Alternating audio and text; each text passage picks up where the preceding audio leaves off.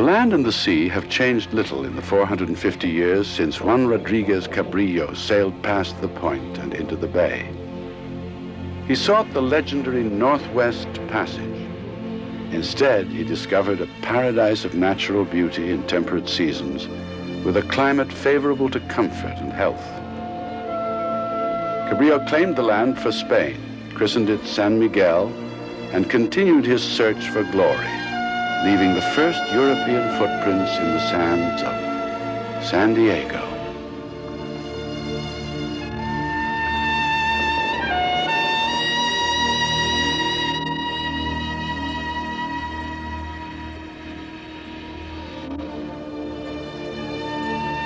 The new land, this San Diego, is capacious, pleasant, and well-suited, wrote Julio de Oliban to King Philip II of Spain. Yet it would be 150 years before the Spanish crown encouraged settlement of the area. And then only when it feared Russian traders from the north would get there first.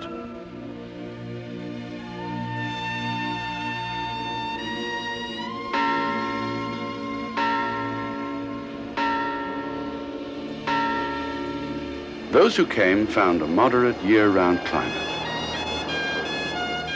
Clear skies, and sea air that seemed to have a medicinal effect. A mecca for hopeful consumptives, wrote one visitor, and financiers who connect health and community progress. By the early 1800s, San Diego had become the de facto capital of Upper and Lower California, unofficially usurping the title from Monterey, because Governor Echeandía found the mild climate and lovely senoritas of the South more to his liking. The scenery is varied and exquisitely beautiful, wrote department store pioneer and San Diego philanthropist George White Marston in 1870. The great, broad, quiet mesas, the picturesque canyons, the bold line of the distant mountains, the wide, hard ocean beaches, the great bay, the caves and coves of La Jolla, the unique Torrey pines. These are but some of the features of the landscape that should be looked upon as precious assets to be preserved and enhanced, Marston wrote enthusiastically.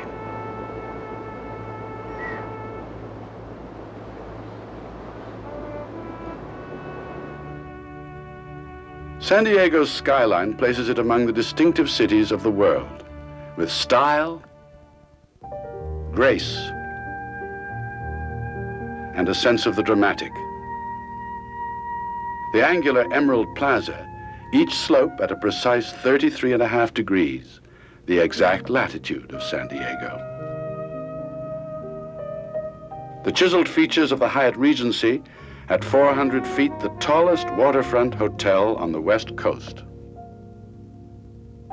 Alonzo Horton, whose vision and enterprise first set America's finest city in motion, wrote historian Elizabeth MacPhail, called San Diego heaven on earth and the best spot for building a city I ever saw. In 1867, he purchased the 960 acres of what is now downtown for $260. The land became known as Horton's Addition, and the Connecticut Yankees set about its development. Knowing business would be the lifeblood of Newtown, Horton craftily divided the area into smaller blocks to create more high-traffic corner lots for merchants. He gave away free land to churches, reasoning they would encourage families to settle nearby.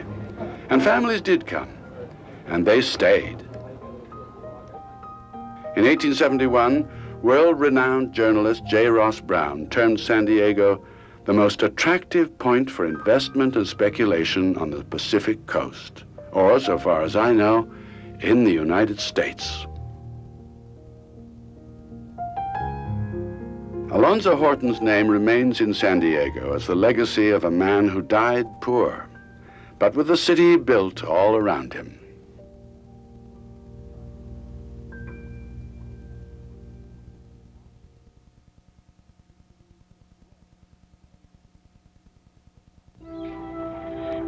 Water has always been San Diego's magnet. From 1855 to 1891, Pacific Ocean travelers were welcomed by the Star of the Silver Gate, the old Point Loma lighthouse.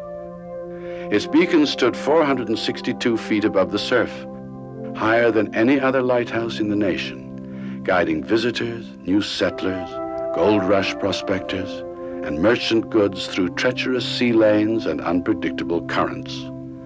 On a clear night, the beam of her light could be seen 20 miles at sea. Low clouds and fog, common to the bay's entrance, however, led ultimately to the raising of a new lighthouse in March 1891 at its current location on Pelican Point. Today, the waterfront combines the buzz of commerce with the beauty of design. The vision of this new San Diego from the bay, wrote John Nolan, with the mountains, noble in outline and rich in color in the background, is enough to move the most sluggish to action. The sea still brings business to San Diego. Instead of ships, however, it can take any of many forms.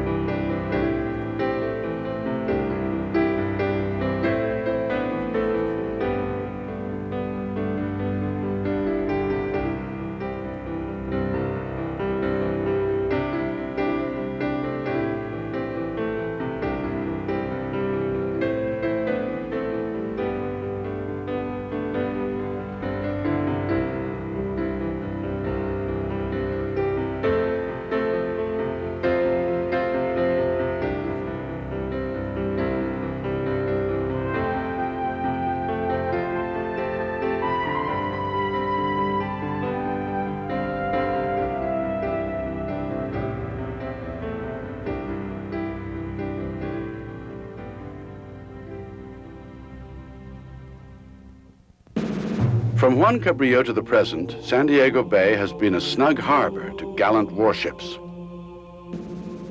Today, the area remains home to one of the largest military establishments in the world.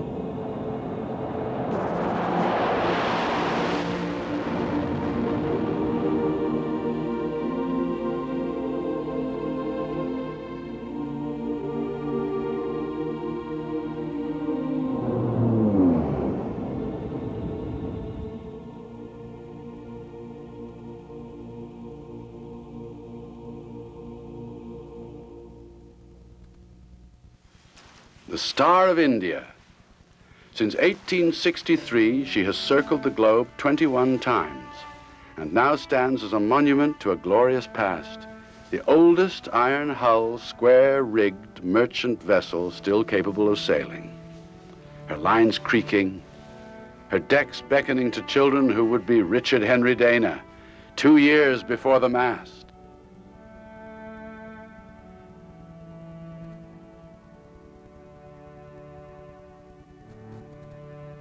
Nearby, the convention center's grand design speaks of San Diego's ocean-going heritage. Its Teflon-coated sails were designed by architect Arthur Harrison to be both a tribute and an inspiration. In the early 1900s, San Diego boasted the largest tuna industry in the world. Changing laws and a global economic shift have sent the seiners to new ports of call.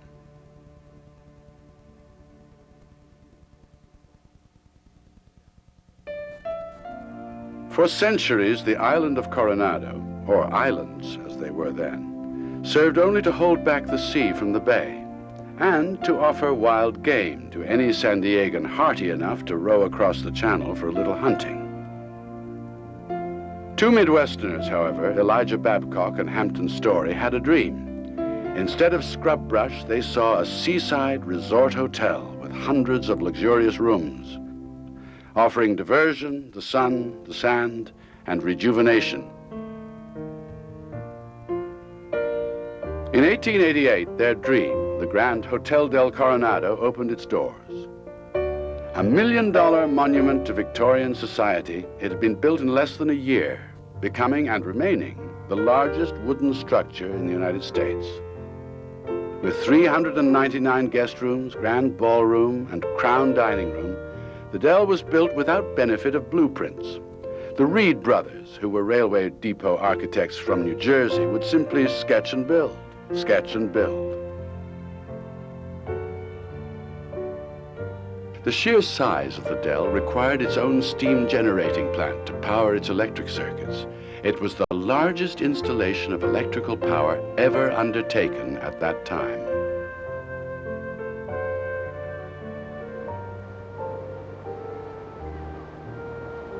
Today, the Grand Lady of the Isle has lost none of her romance or charm.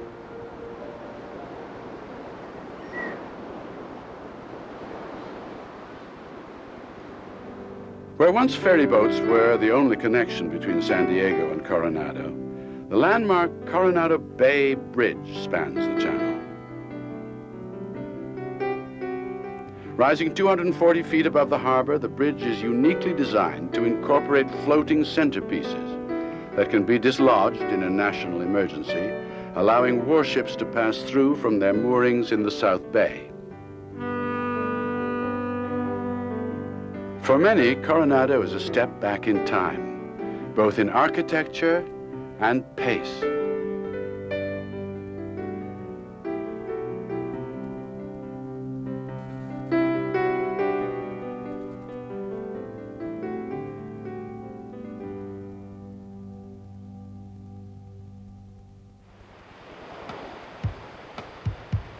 San Diego's love affair with the sea has never waned.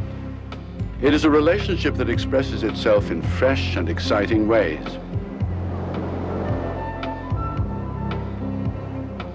That fills our senses with adventure.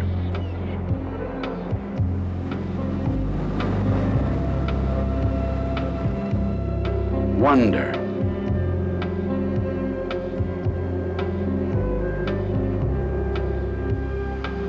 And reflection.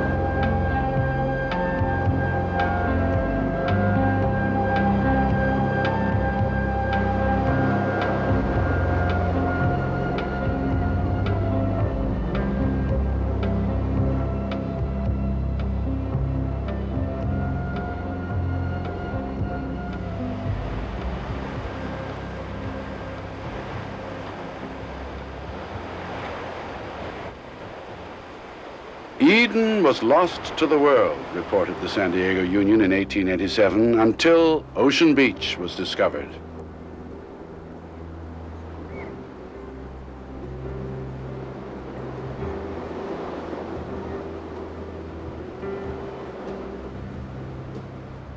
Much the same could be said for each mile of white, sandy beach, from Oceanside to Imperial Beach.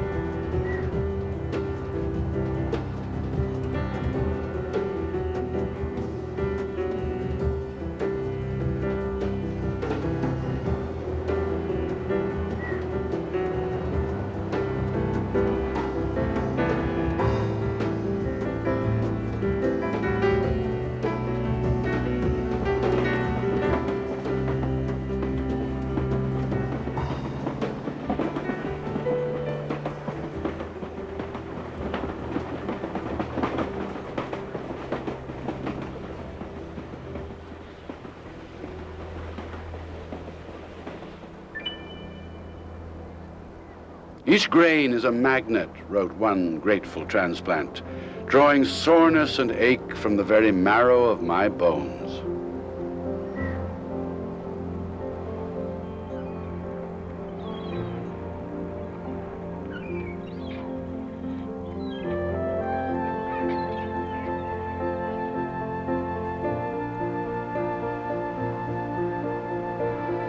As medicinal as the beach is for the body, it is also refreshing for the mind, combining color and contrast into stunning beauty.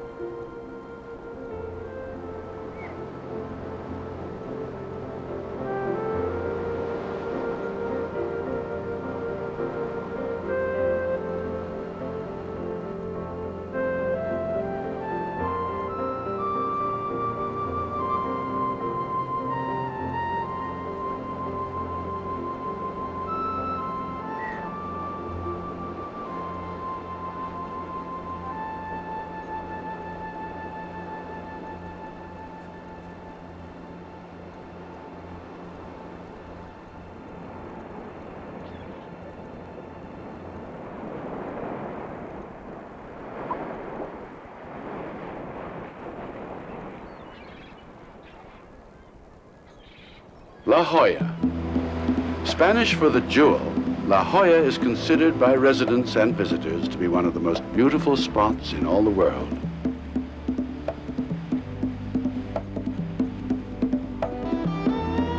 Its coastline and vistas have made La Jolla a special place since its settlement in the mid-1800s.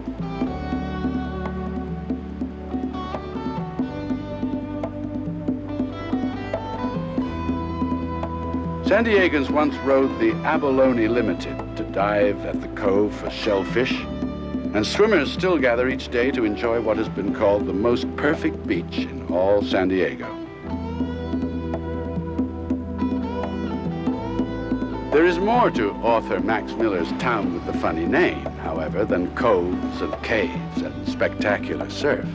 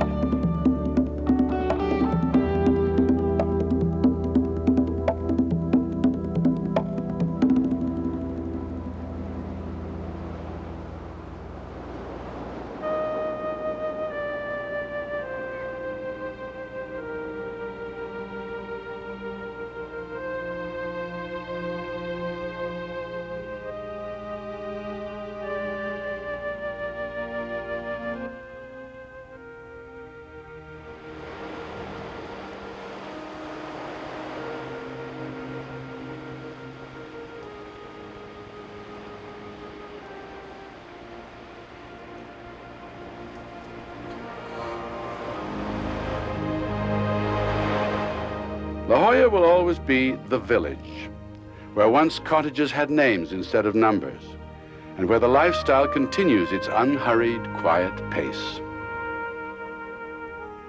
It is this sense of peace and the beauty of paradise that makes San Diego unlike any other place. It is what makes us love living here, what makes us San Diegans above all.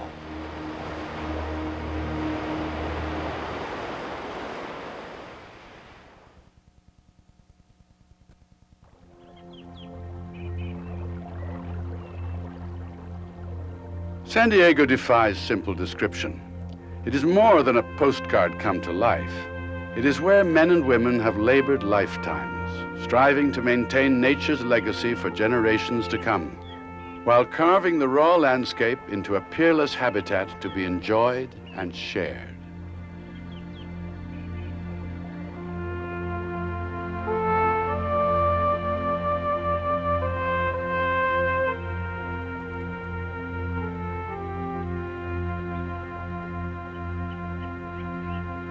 At midnight, January the 1st, 1915, President Woodrow Wilson pushed a button in Washington, D.C., officially opening the Panama, California Exposition.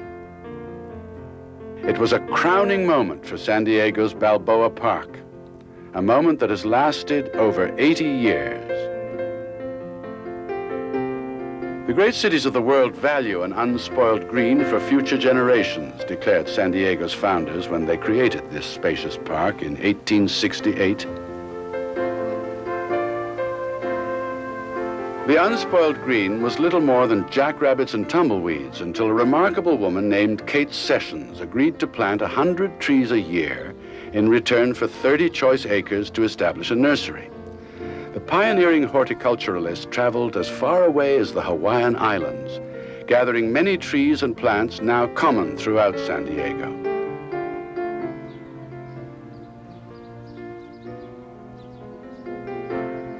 It was the exposition, though, that gave the park purpose and life.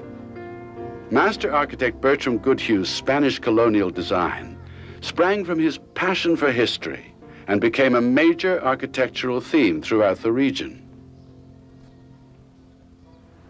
Architect Irving Gill's elegant Cabrillo Bridge, patterned after a bridge in Ronda, Spain, was built to extend Laurel Street through the park. The park entrance was renamed El Prado, after the famous Paseo del Prado in Madrid. Nowhere is Goodhue's soul more evident than in his rich masterpiece, the California Building, with its majestic 200-foot tower and brilliant dome.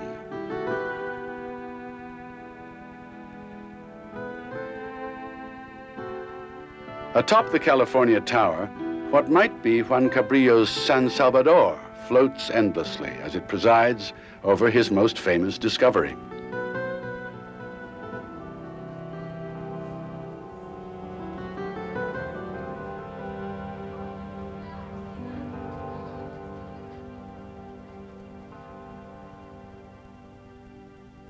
So successful was the palatial design of Bertram Goodhue that filmmaker Orson Welles used Balboa Park to stand in for the opulent Xanadu in his classic Citizen Kane.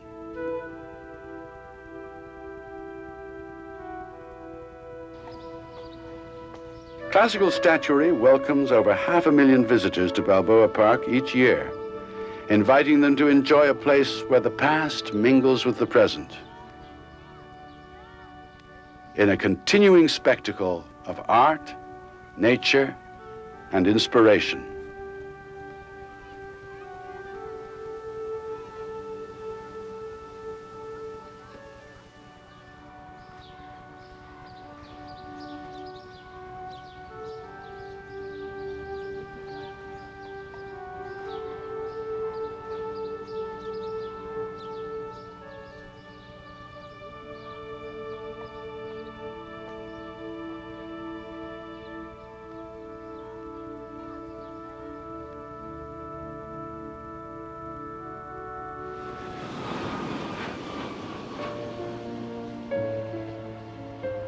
Inspiration and invention go hand in hand when it comes to San Diego's aviation history.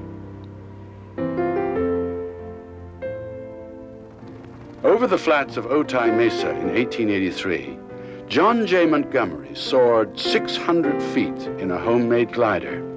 It was the first controlled winged flight in history.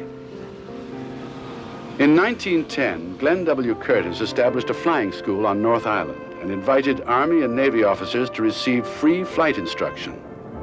Curtis's flying school would become the North Island Naval Air Station, considered the birthplace of military aviation.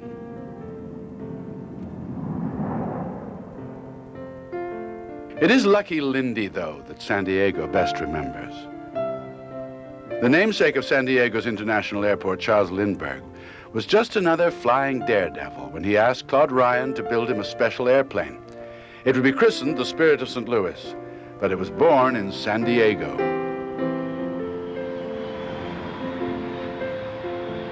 Today, Lindbergh Field is one of the most conveniently located international airports in the United States.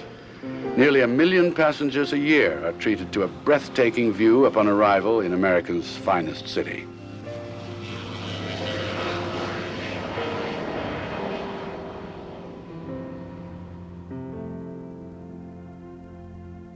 San Diego has grown from Alonzo Horton's original addition. It has become a center of education.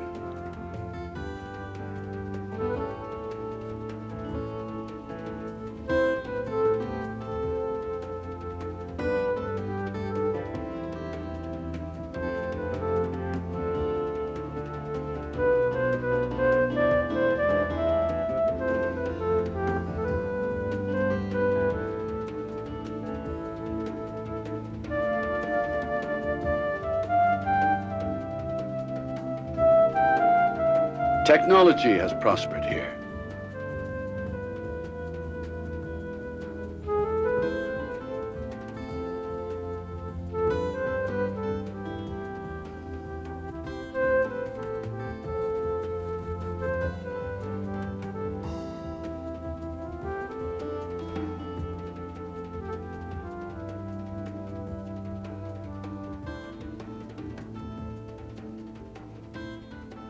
Yet for all its changes, San Diego remains refreshingly unpretentious.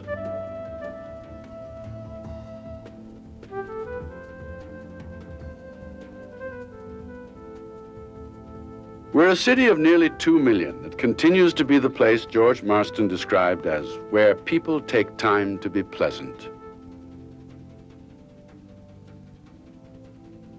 It's a spirit you feel throughout the area. Whether you're uptown, downtown, in the suburbs, the beach communities, the thriving townships of the north, or the sister cities around the county.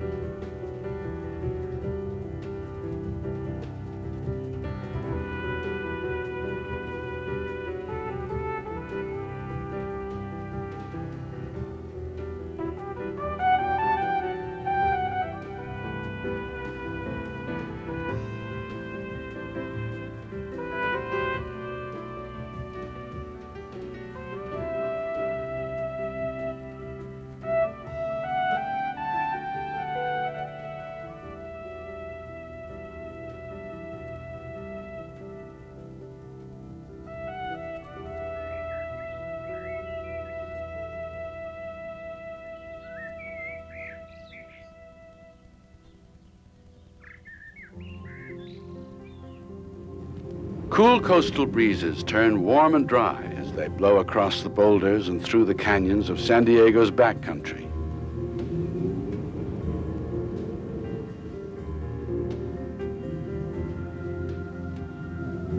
A short journey inland and the landscape is transformed from ocean cliffs to desert chaparral and open space.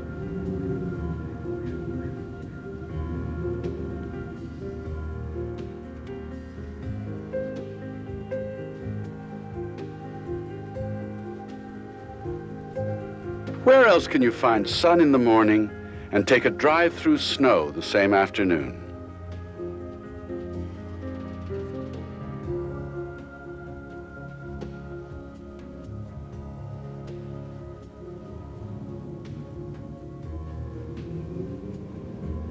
To the majestic peaks of the Cuyamacas and dramatically changing seasons.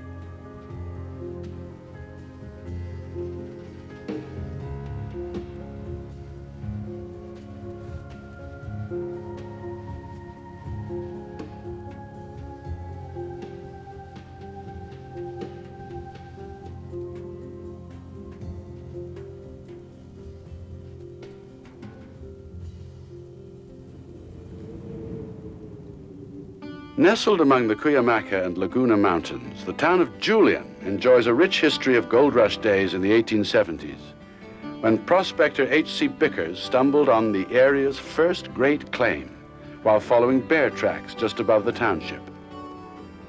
Bickers' George Washington mine was one of the richest in Southern California. Today, the mother lode is mined out, but Julian remains bustling and prosperous as a famous center for apples and apple products. The dry wind blows eastward from the top of Mount Laguna, down plunging arroyos to the desert floor.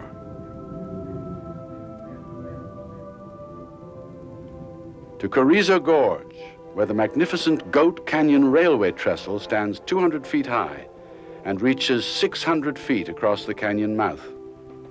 It stands today in silent tribute to our unquenchable thirst for progress.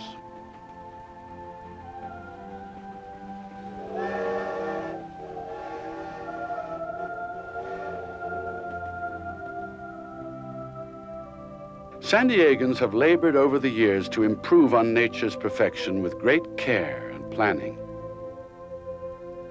An outgrowth of the 1915 Panama, California Exposition, today the San Diego Zoo is considered one of the world's finest, with over 4,000 animals and the largest collection of exotic birds in the Western Hemisphere.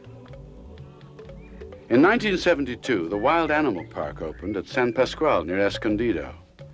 Designed to replicate the habitat of an African plain, the Wild Animal Park covers 1,800 acres and is the permanent home for 1,500 mammals and birds. Mild daytime temperatures and cool evening drafts have made the North County area a haven for hot air balloonists.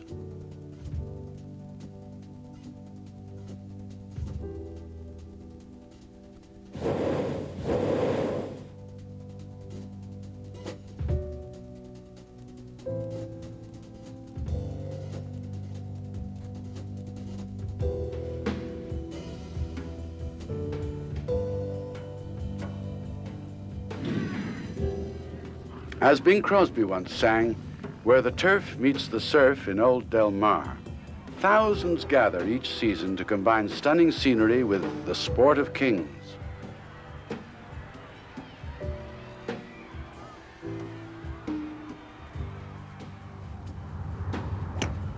On the scenic cliffs above La Jolla, the Torrey Pines golf courses, south and north, are the only public courses in the nation to host a major PGA Tour event.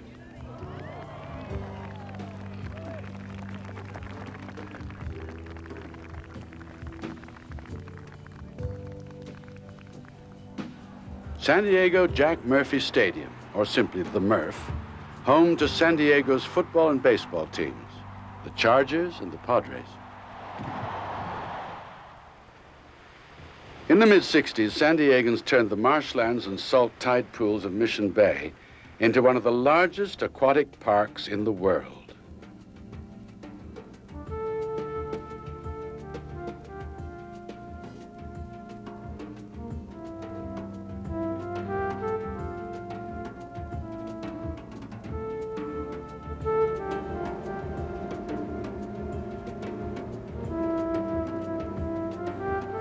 A playground for some of the nearly 50,000 boats of all sizes that call San Diego waters home port.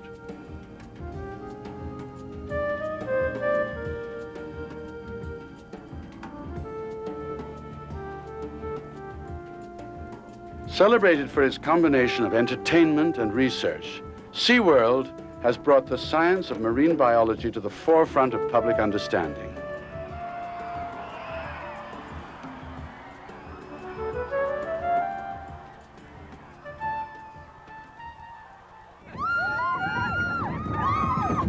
The Belmont Coaster is an example of San Diego's reverence for history. Once dilapidated and condemned, the 1925 coaster was restored by a community-wide effort, making it the only roller coaster in the country to receive national landmark status.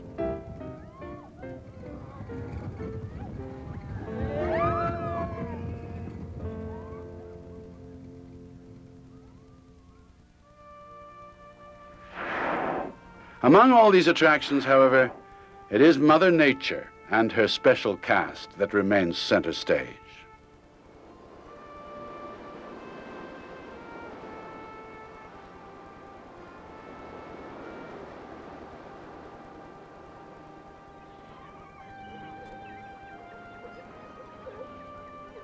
All these things attract us, but there's more to San Diego. There's something extraordinary about this place, something indescribable that affects each of us. Whether you live here or are just passing through, there are moments we share. The smell of the sea,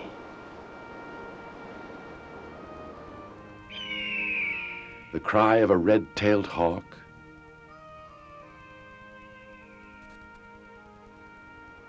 a sunset.